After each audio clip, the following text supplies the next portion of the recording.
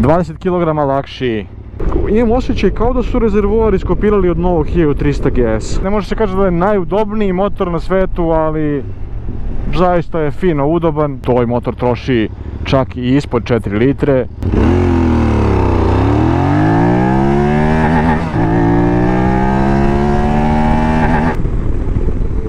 Škripe gume.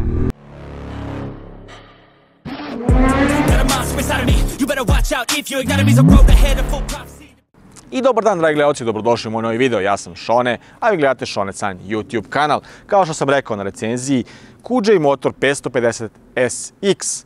S serija je nova generacija QJ Motor 550 modela. U varijanti S i SX se sada proizvode. X je varijanta, kao što je do sada bila, Adventure tipa, odnosno sa žičanim felnama. Šta je to što je donalo novo, odnosno šta se to izmenilo na ovom novom 550 modelu? Ostao je isti agregat zaprimljene 554 kubna centimetara koji razvija 41,5 konjskih snaga i 51 Nm obrtnog momenta, ali ono što je ključno, to je težina. Sada se smanjila težina za 20 kg i potpuno je redizajniran ovaj motocikl. Da, i dobio je nešto, da kažemo 0,7 litara veći rezervoar. Sada je rezervoar zaprimljene 20,2 litra. Marcokijevo podesio vešanje, sada tu ostali su diskovi pečnika 320 mm napred koji zaustavljaju četvrooklipne QJ motor kočijene čeljusti. Šta je ono što je još došlo novo? Nov far, potpuno redizajniran i dosta podsjeća na KTM sa ovom svojom LED pozicijom i sa centralnim sočivom u sredini. Migaci se sada nalaze napred ovde na bočnim delovima, kao što je to slučaj na modelu 800 SX-a, a od dodatne opreme imamo i skid plate i roll barove, odnosno crash barove, kao i hand guardove. U sve to dolaze i grejači ručica i grejači sedišta. Od ključnih stvari koje su se promenile na ovom QJ-u, tu je i završna obrada. Sada da je nekako znatno bolje nego što je to bilo na prethodnoj generaciji, a i još jedna veoma bitna stvar. Sedište i sedenje. Ono što mi je zanimljivo je da sedište, kako suvozačevo i vozačevo, tako i prednji deo, odnosno nama već ovde zadnji deo rezervoara, podsjećaju na R1300 GS. Kao da su taj deo iskopirali od GS-a, sama dužina rezervoara, pa i ovaj plastični deo, dobro, dok je kod GS-a to materijal koji je na sedištu, ovde je plastika, opet je taj deo kao da je preuzet sa R1300 GS-a. Zaista onako fin detalj. Završna obrada znatno bolja, više nemamo prekidače koji svetle noću, ali sada prekidači deluju dosta kvalitetnije nego što to bio slučaj sa prethodnom generacijom, kao i sedište koje deluje dosta bolje, ova koža i udobnije i kvalitetnije. Kada smo već kod sedenja, 805 mm je sada visina sedenja na odnosu na prošlu generaciju da je bila 825 mm, dakle 2 cm je niže. Mislilo se više o tome da je ovo ipak A2 klase Adventure motocikl, tako da sada mogu i oni koji su malo nižeg rasta da voze lagano ovaj motocikl. Znatno se promenila i masa vozila i raspored mase, te je dosta upravljiviji i dosta laganiji za manevrisanje ovaj motocikl. A kada već pričamo o novitetima i kada već pričamo o opremi, roll bar, skid plate, hand guardovi, grejači ručica, grejači sedišta su nešto što standardno dolazi i Color TFT display koji je sada preuzet sa mnogo većeg modela, odnosno jačeg modela QJ-a. U ovoj varijanti ovde su nam žičane felne, 19-ica napred i 17-ica iza. Ajde da ga probamo sada da vidimo koja su ta poboljšanja, da li se osjeća to u vožnji, koliko će se tu promeniti sve i da damo finalne ocene. 20 kg lakši, ista konjska snaga, ista zaprimljena motora, odnosno isti broj konjskih snaga, Nm zaprimljene motora. I tekako će značiti kada se uzme u obzir da je ovaj sad motor težak 215 kg. Na sve to drugačiji izgled, raspored svega toga i malo veći rezervoar od 20 litara su i tekako, naravno, plus. Neverovatno je da sam već na 417 km koliko sam prešao s ovim motociklom sipao tek kad sam prešao 400 km. Čekao sam, moglo je još, mislim da sam mogao da pređem još jedno 30 km. Ušla u rezervu, blinkalo je, nisam teo baš toliko da rizikujem.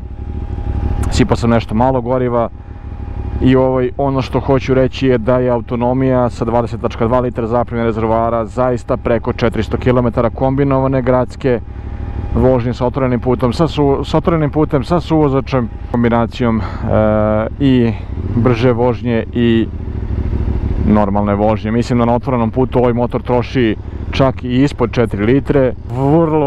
Vrlo ultra ekonomično, posebno kada se uzme u obzir da za putovanje imate onda domet i od oko 500 km, što je neosporno u ovom slučaju.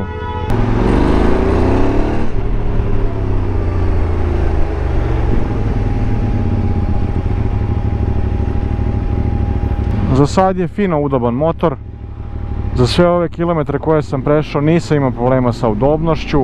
Ne može se kaži da je najudobniji motor na svetu, ali zaista je fino udoban. I to je jedna odlika koja mora da postoji na ovakvom tipu motocikla. Ono što mi je iskustvo posle 400 plus kilometara je da je putna brzina zaista prijatna, a najveće pohvale ide na vešanje, koje je sada znatno bolje podesivo Marcoki i koje zaista i sa suvozačem, kada sam prešao preko jačih ležećih, preko velikih rupa, nije imalo problem da upije to sve i da vi to bukvalno ne osjetite u toku vožnje, da vam ni malo ne zasmeta. Zaista onako prijatno sam se iznenadio u tom pogledu. Još jedna stvar oko koje sam se prijatno iznenadio je završna obrada. Sada više nemamo ono pozadinsko osvetljenje, iskreno meni je to bilo bespotrebno. Mada je to lep detalj, ne mogu da kažem, nije loše za nekog ko eto nema toliko iskustva pa demuje koje dugmence da noću vidi, ali meni je to totalno zaista bilo ono nebitno, ali eto, nebitno, dobro je stvar imati, ali eto dobro, svakako je lepo imati tako nešto kao opremu na motoru. Far je sada zaista prelep i više me podsjeća na KTM-a. Sa ovim cijela linija motora se promenila na mnogo lepše, dosta je uzaniji motor, dosta je samim tim i manevrabilniji, težina se uopšte ne osjeća sada. 20 kg je veliki pomak u promjeni težine, verovali.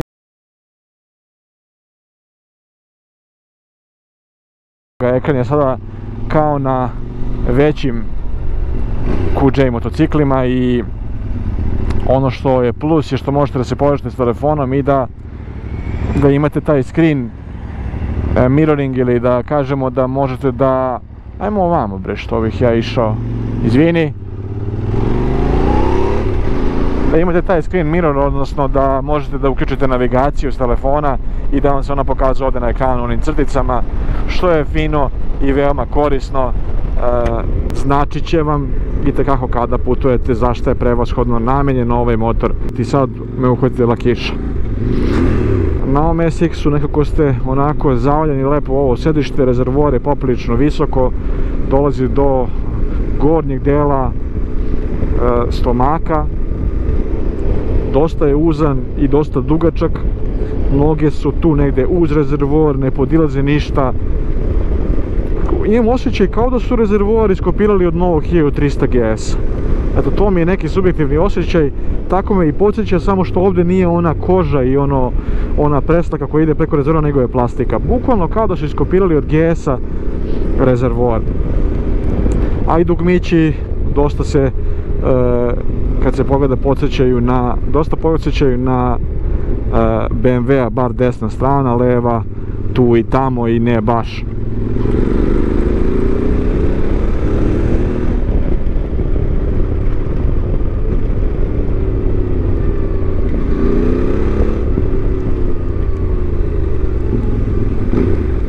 Samim tim što je znatno uži motor,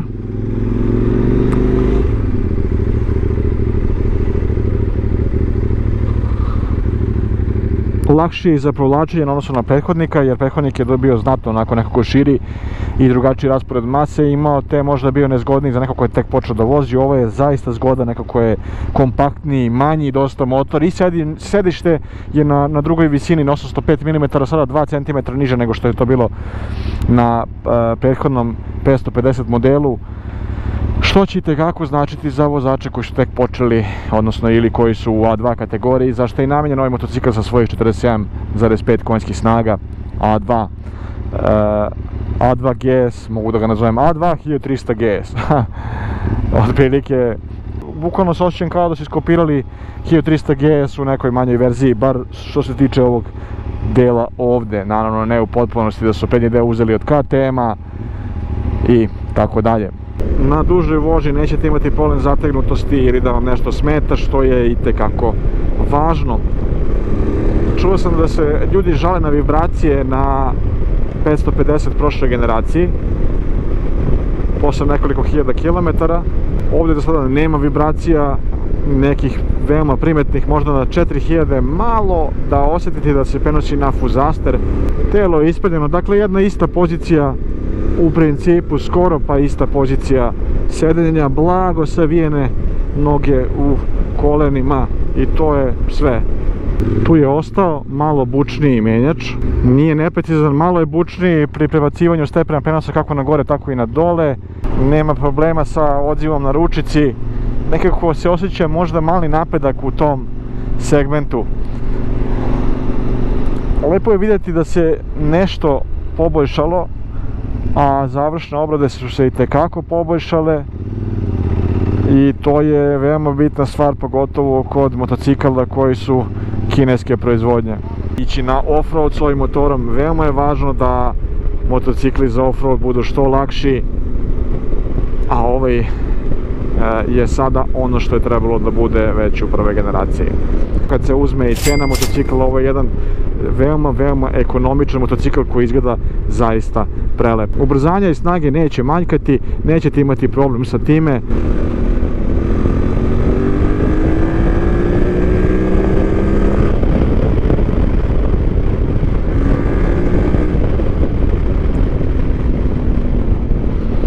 Ubrzanje negde od oko 4-5 hiljada obrtaja pa do nekih tamo 7-8 hiljada. Nakon toga se gubi taj osjećaj ubrzanja. Ovo je negde najjači deo i najveći segment koji se osjeća što se tiče Newton metara obrtnog momenta. Nećete imati potrebe kada ste u tom opsegu obrtaja da prebacujete u stepen prenosa niži kako biste izvršili peticanje ili far osvetljava odlično kako danju tako i noću, obzirom da je LED potpuno sa pozicijom i dugim kratkim svetlom neće biti mogućnosti, mislim, bit ćete veoma uočljivi. To je isto takođe veoma bitno. Sa ovim USB portovima Type-C i USB tip A i jedan običan 12V ulaz ćete moći da napajate svoje navigacije, pametne uređaje, telefone, generalno kamere, šta god, bez problema. Jako lep zvuk, gde sam siguran da sa nekim aftermarket izduvom ćete imati fenomenalan zvuk i da ćete itekako se osjećati moćni da vozite mnogo snažniji motocikl. Je nešto što je isto jedan plus za ovaj motocikl. Vizir je napravljen i definisan za adventure motor, odnosno za adventure vožnje, samim tim sa svojom visinom i nemogućnošću podešavanja po visini i sa ova mala dva deflektora sa strane. Udarci vetra nisu nešto specijalno jaki, osim na autoputu gde se osjeti udarac vetra u predeo vrata i glave.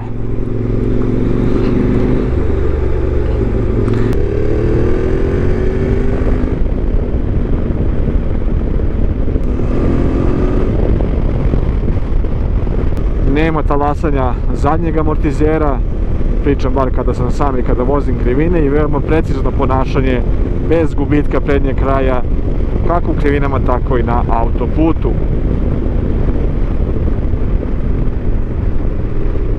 Jako se lagano vozi i najpribližniji osjećaj vožnje mi je Honda CB500X klasi tehnički sa 450 MT sa vođom 525 DSX, s tim da je znatno teži od 450 MT-a, lakši od vođa 525 DSX, snažniji od MT-a, isti po snazi sa 525 DSX, dok je možda udobniji 450 MT malo.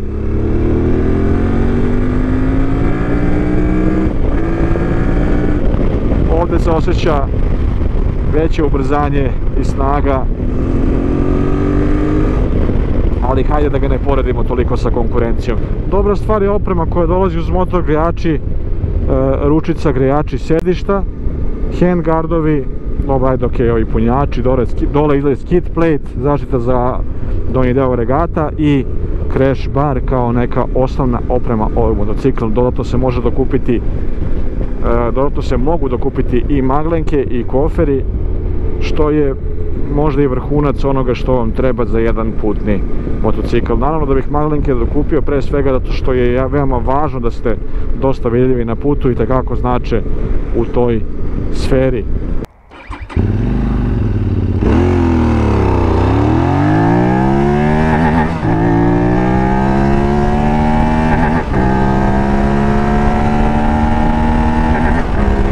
Ajmo kočenje.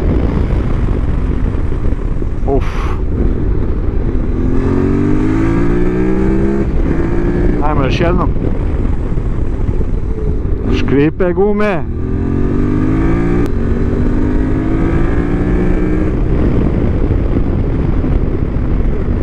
...172 km/h sam postigao nešto kao maksimalnu brzinu za ovaj motocikl.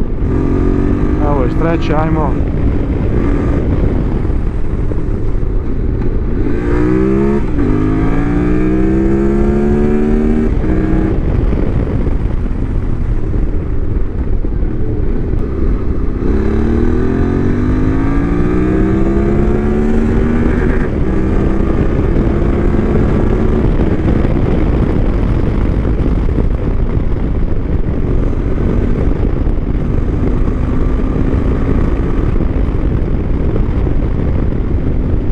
Solidno kočenje, nije wow kao 700 model stari pričam, ali ok, naravno, zadovoljavajuće, nešto mora naravno da ne bude baš wow.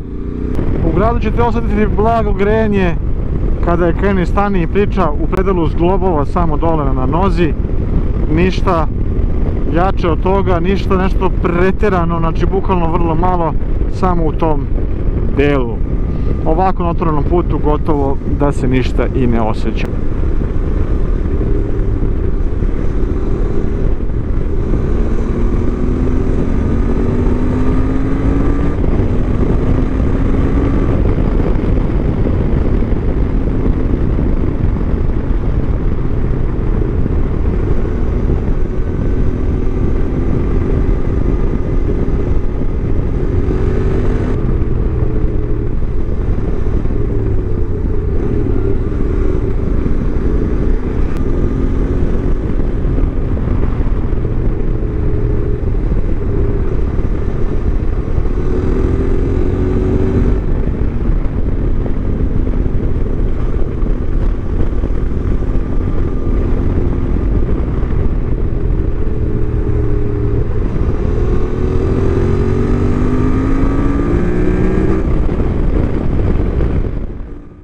...550SX je po mom mišljenju sada ono što je trebalo zaista da bude sa svojom težinom od 215 kg, sad je zaista onako prava neka mera. Što lakši motocikl za avanturu, to bolje. Kako padne i da treba da se okrene, zaista ćete imati taj osjećaj razlike u težini. Težina je doprinela i na boljoj upravljivosti, kao i Marzocchi podesivo vešanje. Zaista se ponaša fenomenalno kako u krivinama, tako i pri prelasku prepreka, precizno vešanje koje je zaista odlično, kao što rekoh već, upija prepreke. Doprinela je težina tom rasporedu mase, a ujedno i upravljivosti, te ovaj motocikl zaista za upravljivost i vešanje nosi ocenu 5 od 5, jer zaista odlično se vozi, lagano se vozi, imate osjećaj kao da vozite Hondu CB500X, upravo zbog toga što su izmijenili te dve veoma bitne stavke. Što se tiče snage i ubrzanja, ubrzanje se osjeća na nivou 4 do 7-8 hiljada obrtaja, ispod toga i nakon toga već imate taj gubitak tog obrtnog momenta, snage više nego dovoljno, 47,5 konjskih snaga je limitirano, kako god okrenete, ne može biti fenomenalno, ali je bolje nego što je to bilo na prethodnoj generaciji.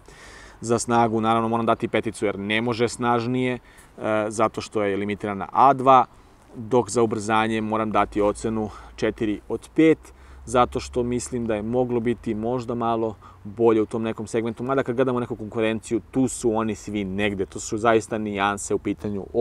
Odlično, možda čak i 4,5 od 5, ajde da kažemo da ipak nije baš wow, ali je odlično. 4,5 od 5. Kočenje je nešto što nije bilo vrhunski baš ni na prethodnom modelu, ali nije bilo ni loše. Ovde je osrednje onako nekako, kada sam probao sve konkurente, ipak smatram da ne zaslužuje baš peticu, to je definitivno, možda da zaslužuje ocenu 3,5 od 5 do 4, između 3,5 i 4, zato što zaista nekako fali tog nekog dela kada ubrzate zaista dosta jako. Srednje udoban motocikl, negde na većim distancama ćete osjetiti malo nelagodnu na zadnjici, šta da se radi. Nema nekih vibracija koje smetaju, osjeća se jedan mali stepen vibracije na 5000 obrtaja i naviše kada ste baš onako u visokim brzinama, odnosno u velikim brzinama. Ovako, ne nešto specijalno, nema uvinjenja motocikla na autoputu, što je veoma bitno. 172 km/h je maksimalna brzina ovog motocikla.